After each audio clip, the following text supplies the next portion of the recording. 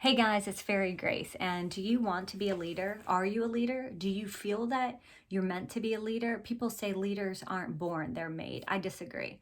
I completely disagree. I compare them to the divergence, and you're born a leader. I truly believe that. The difference is you don't have to walk in the fullness and the calling of a leader. You can actually deny it and not do it, or you can birth and become what you naturally are gifted in. I do not believe that everyone is a leader. And I really don't believe that non leaders can turn into leaders. A small portion can. But the reason why I don't think a lot of people can be trained to be a leader if they weren't born that way and created and meant to be that way is because some of it is just innately hardwired into you, and they're qualities that are rare, they're qualities that are so profound and unique and special, and the average human in their flesh and in their natural nature does not have it. So that's why I truly believe that leaders are born. They are born that way. They are born to lead. They are born to be the small few that can handle being a leader. And then, yes, I do think some come along because maybe their heart wants them to be, or because of the ways that they've lived in this life, or they've experienced that they want to be a leader, and they can be trained in it. But I don't think most people can be. It's rare that you're born a leader, and then it's also rare that you can become a leader by training and studying and being taught. I do believe you can be those two, but you're rare. So what is it to be a leader? A leader is someone that, these are things I just jotted down as I was speaking to Benji Bruce, and he owns the company, I think it's called Speaking Lifestyle. And as a public inspirational speaker, I have found him somehow, probably through him spending money in advertising, and it came across, and somehow something caught me, and Lord and behold, a year and so later. So I just got off the phone with him, and iron sharpens iron. See, when leaders hang out with other leaders, they sharpen themselves, they sharpen that person. They're ready to go, they're ready for the battle, they're ready to do greatness and great things. Like, they're inspired, they're pumped up. This can be with other things. It doesn't have to be a leader meeting another leader. Whatever your gifting is, whatever your talents are, maybe it's music, maybe it's speaking, maybe it is raising children, being a parent. You hang out with other awesome parents and exchange ideas of, hey, what works with 2-year-olds, what works with teenagers, what doesn't, what can I spare you the pain from, what can I give you so you can learn and grow immensely quicker than I did from trial and error. So those parents, great parents meeting with other great parents, sharpen each other. Iron sharpens iron. And being a teacher, going to a teacher conference where you are like the creme de la creme, like surfacing to the top, the teachers that actually truly care about the students and actually truly care about the curriculum and want to make the world a better place and want to change the lives of the children, not just in the educational realm, but in the character building realm and the purpose building realm. So iron sharpens iron, meaning if you hang out with other greats, you are going to feel uplifted. You're going to synergize with each other. You're going to feel more powerful. And that's how you know your vibe attracts your tribe, that you're hanging out with other people that are like you. And that's how you grow. That's how you become better. That's how you hold each other accountable. Maybe you're a writer. You need to get to a writer's group and hang out with other great writers. And here's the other thing with that.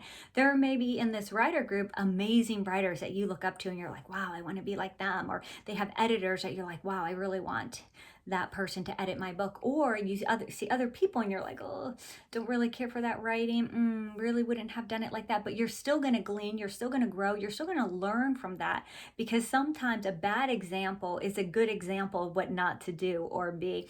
So you're going to be iron sharpening iron, even if you're on a different level, just because you're wise and you can glean from what's around you. So leaders are one thing, but I'm also saying about your purpose and your plan, and that's why I gave you some examples of other things that don't really have to do with being a leader, though you can be a leader in those realms as well. I'm speaking about a leader, someone that can change the world and can change people's lives for greater good and as a whole. So these leaders invest in others. So if they got really good at writing, they're going to host a writing workshop later on in their lives to give back to writers that were where they were maybe 20, 40, 50 years ago. They may be a coach after someone that's done great things in the athletic realm.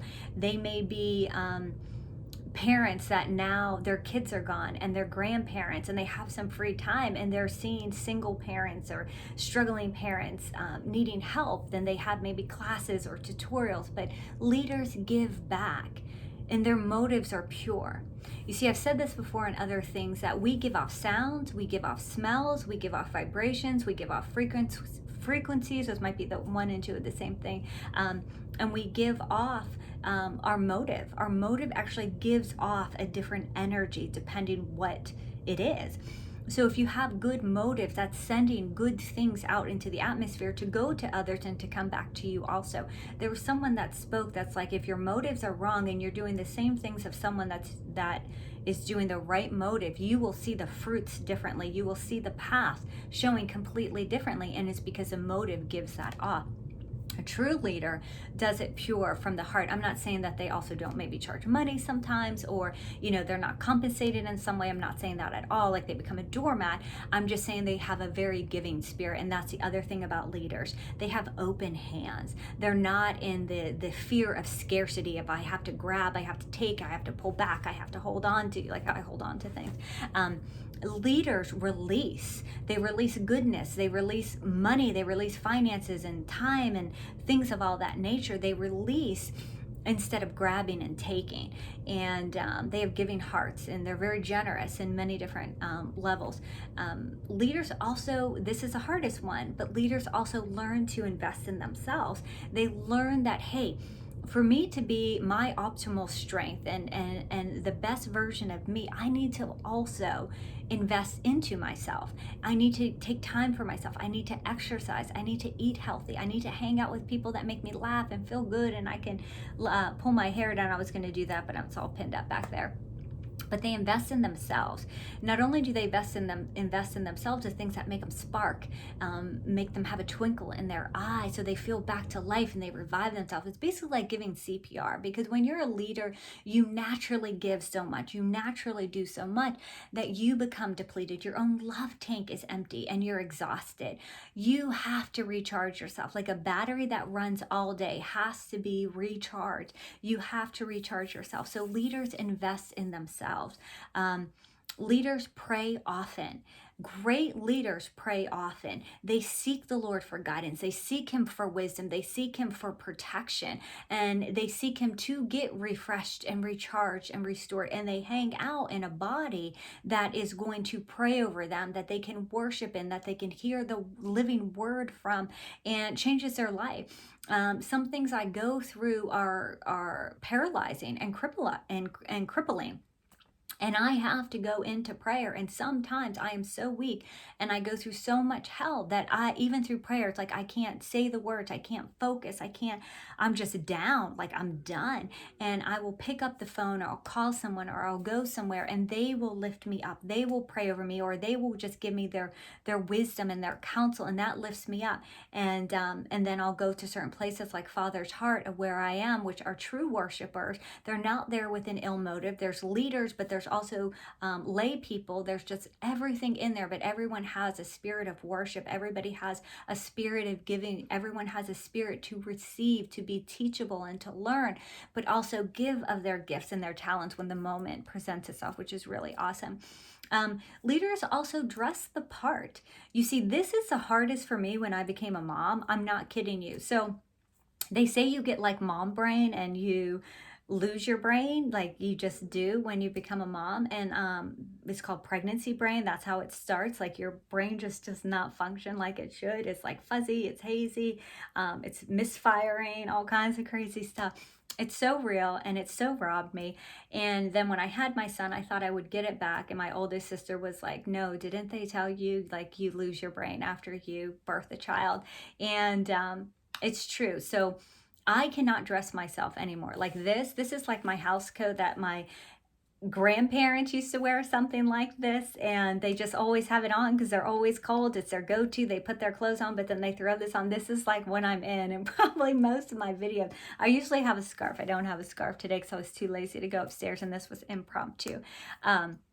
But you have to dress the part. I don't know how to dress good again. After I had my first biological son, we have three through marriage, but I just don't. I struggle. Like, I can't put things together. And I finally got good to where I can dress him right now, because that was even a struggle. Like, only one of us could look good, if at all. But clean. I at least tried to do the clean thing and out of the PJs by noon. But you have to dress the part, right? Benji Bruce had mentioned earlier, he even says, like, our websites, like, if you want $10,000 for a speaking gig, you can't have a website that looks like you should be free as a speaker. You have to look the part. You have to have the prestige.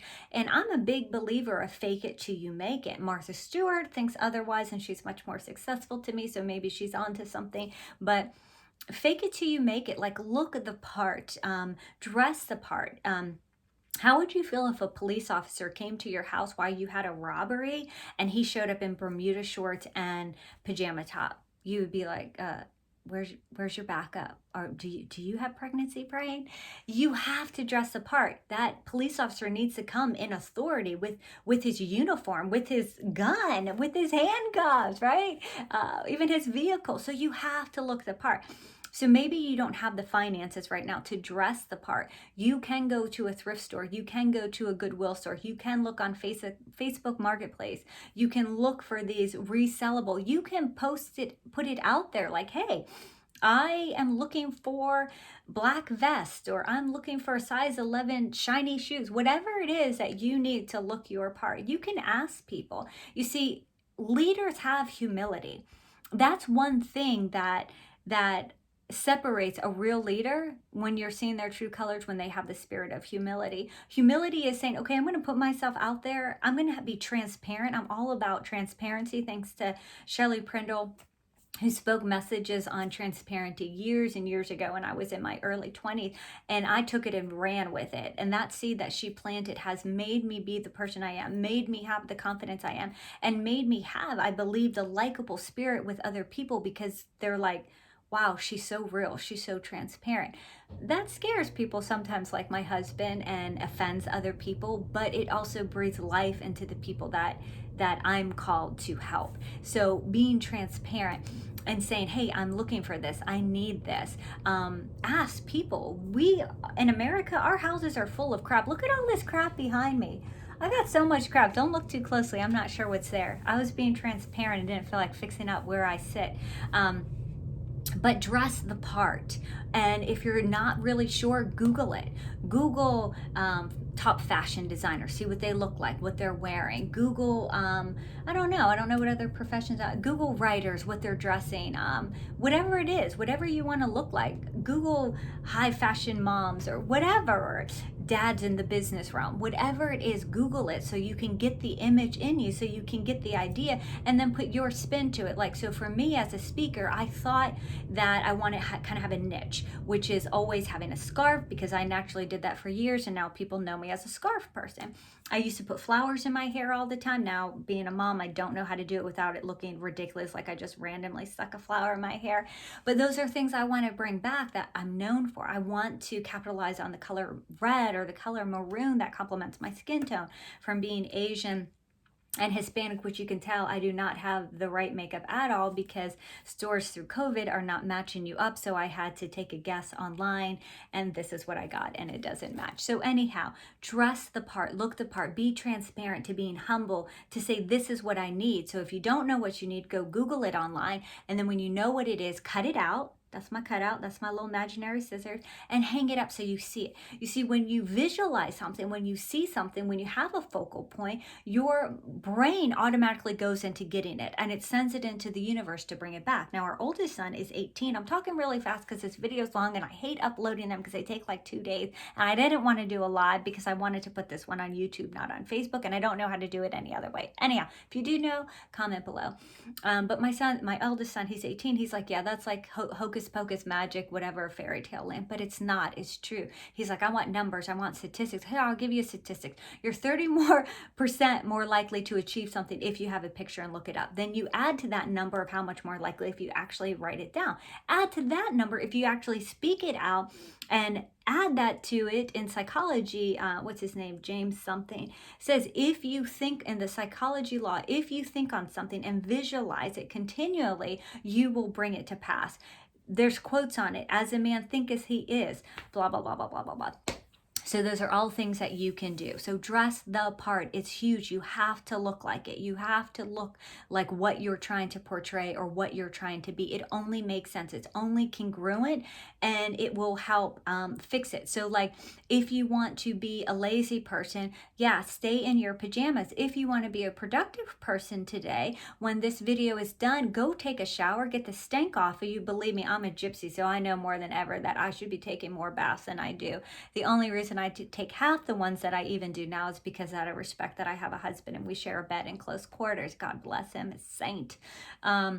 But get out of your stinky clothes and put something on that feels good on you. And here's a side tip. This is even extra. Go through your closet. If it does not feel comfortable, get rid of it. If it does not flatter you and how you're made, get rid of it. That will also help motivate you to go to the store and buy things that do compliment you. If you know someone in I keep saying high fashion, I don't know why. If you know someone that has style and knows how to dress, reach out to them. This is a humility. Say, hey, Lauren, I know you dress great and you've dressed other people, or can you help me?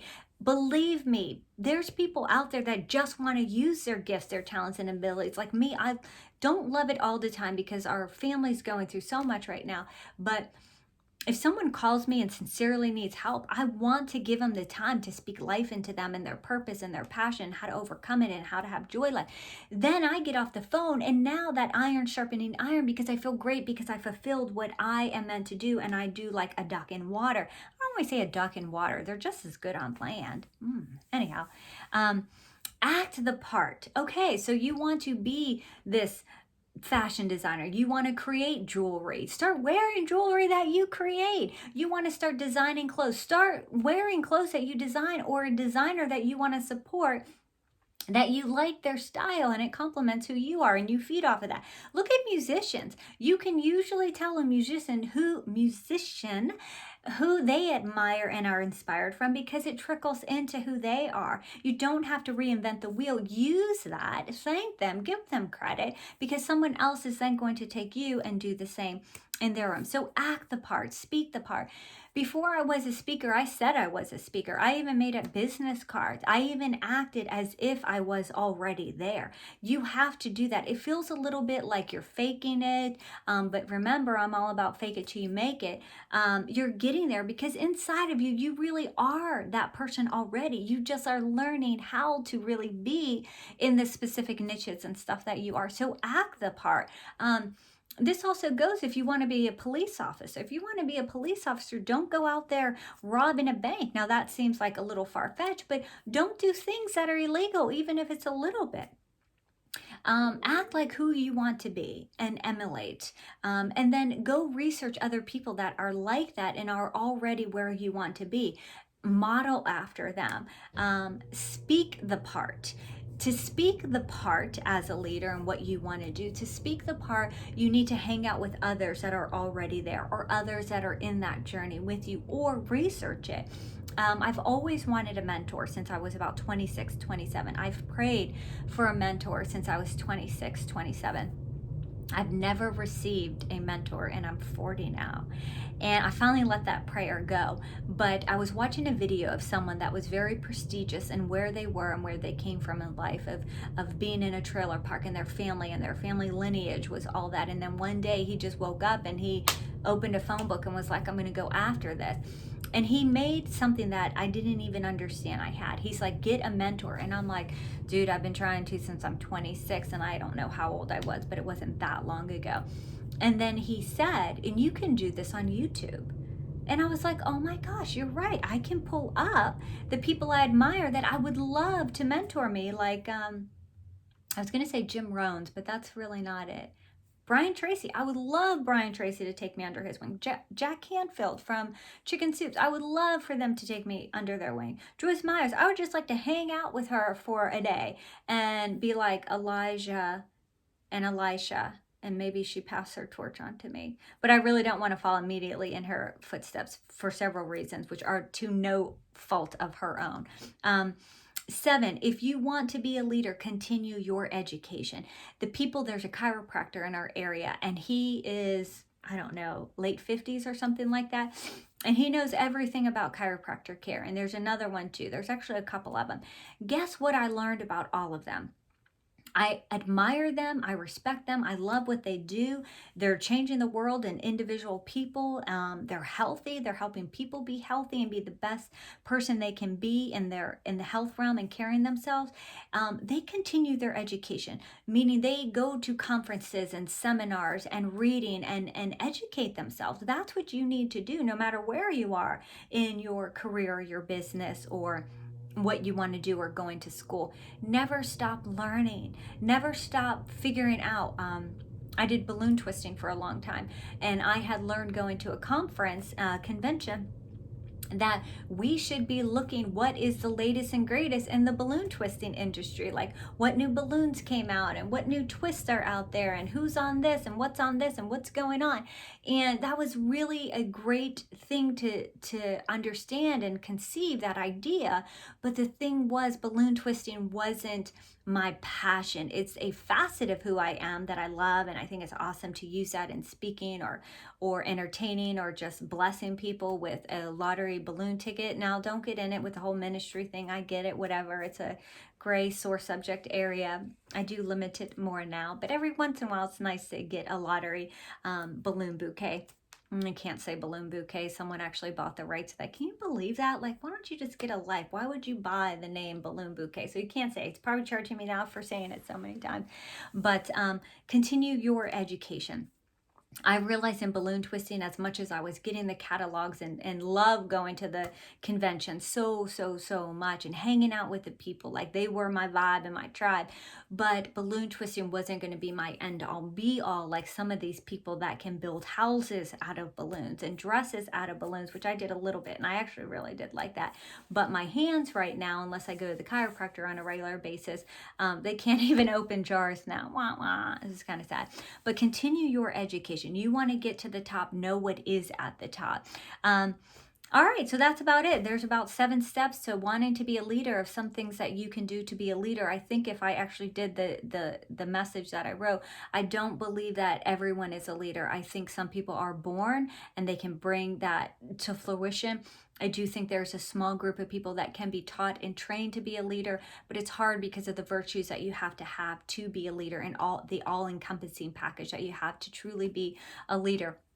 This does not mean that you're not going to be great and a leader in your field or what you do. I'm talking about a leader as a whole, like basically a real life superhero. That sounds very traumatic, but I don't feel like giving a disclaimer of what I mean by that. Invest in others, invest in yourself, pray often, dress the part, act the part, speak the part, and continue your education. So there's a lovely 7 for you. And in closing, stop trying to be someone else. Like, seriously, I probably should have just done a video in this 3 minutes I'm going to give right now. Stop trying to be someone else. Stop trying to be what you are not. Stop trying to conform to the world. Stop trying to conform because what the normal people are doing. You're not normal. If you're a leader, you're not normal. If you're great in your field, you're not normal. And that's what makes you amazing. Creative people scientifically do not have a filter. I do not have a filter. That doesn't mean I can go and say what I want, though some people probably say that I have done that. I really then use that prayer, which is the 3rd step, which is pray that your words be seasoned with salt and full of grace. Like, I want to breathe life into people. And when I don't have a filter and I say things, I honestly mean to be constructive and to be constructive criticism, to help or to uplift or just to try to make better or just be real and transparent. But those are all things that you need, not need, but maybe you should try for being a leader in whatever realm that you are. But yeah, stop trying to be someone that you're not. It's not going to do well for the short life that you have, and it's not going to be do well for others or help anyone if you're not who you're supposed to be. And I give a loose example that I don't know how to say any better, that some people carry a mohawk and people can look at them and admire them like, wow, that looks good. Piercings, yeah, maybe 20 more than I would, but that kind of looks good. No, I can't say that, but maybe a piercing or two more than I would. I only have one. But it looks good. And that's because some of those people are truly being themselves, not trying to find themselves, not going through a crazy season, or not trying to prove a point, or have an ill motive or a confused motive, which is fine if that's where you are in your life. Sometimes that is part of our journey that makes our beauty, to spread our wings of who we are. But some people can rock it even if it's not your style, and you can appreciate and admire it because somehow your intuition knows that that person's just truly being who they are and who they're created to be. Same with someone that looks like a regular Joe Smo. They have traditional t-shirt on, jeans, regular shoes, and you're just like, eh. Versus someone that has that on and they stop you in your track. You double take a look at them.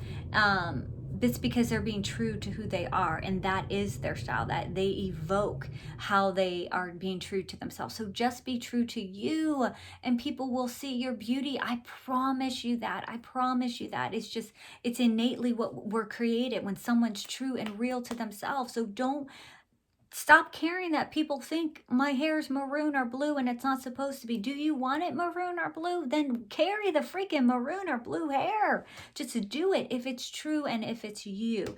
Yeah, stop trying to conform to the world or what everyone else. Maybe you're a trendsetter. Maybe you're a trailblazer. Maybe you're an innovator. Walt Disney, look, he was the first to have Walt Disney World at the level Walt Disney World was. Why? Because he saw all the inferior parks and he wanted to have something better for his family, something that was clean, fun, and entertaining. He did it.